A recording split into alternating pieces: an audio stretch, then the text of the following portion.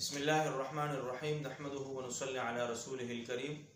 हमारे एक भाई ने सवाल पूछा है कि हमारे इलाके में मियाँ बीवी है, इसका निकाह हो चुका है और अभी जो है ना बीवी शौहर के साथ खुश नहीं है और वो तलाक़ का मुतालबा कर रहा है कि मैं तलाक़ चाहती हूँ, मुझे तलाक़ दे दे, लेकिन शौहर उसको तलाक़ नहीं दे रहा।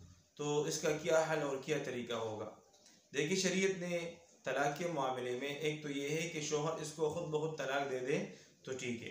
अगर शौहर तलाक़ नहीं देना चाहता है तो फिर औरत की तरफ से खुला है कि वो शौहर को कुछ रकम दे दे, ज़मीन दे दे, जो भी है जिस पे और शौहर राज़ी हो जाए और शौहर जिसका मुतालबा कर रहा है तो वो औरत उसको वो माल दे दे और उसके बदले में उसके साथ खुला कर ले। ये दो तरीके हैं।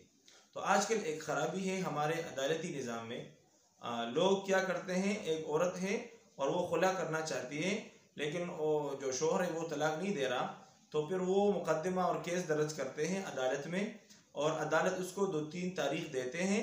अगर वो 2-3 तारीख़ में जो शौहर है वो हाजिर नहीं हुआ तो वो अदालत वाले लोग उसको सर्टिफिकेट देते हैं औरत को खुले का कि आपका तलाक़ हो चुका है और आप जाएँ किसी और शौहर से आप शादी कर सकते हैं।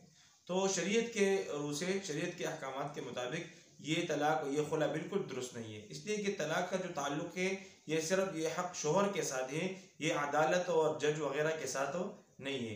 तो जितनी भी हमारे माशरे में ये ख़राबी फैल रही है तो इससे इज्तनाब चाहिए और इज्तनाब करना चाहिए। और ये खुला बिल्कुल ठीक नहीं है कि अदालत उसको सर्टिफिकेट दे दें कि आपका खुला हो चुका है। नहीं भाई, तलाक़ का जो हक़ है वो सिर्फ और सिर्फ शौहर के यहाँ है, शौहर के अलावा कोई और इसकी बीवी को तलाक़ नहीं दे सकता।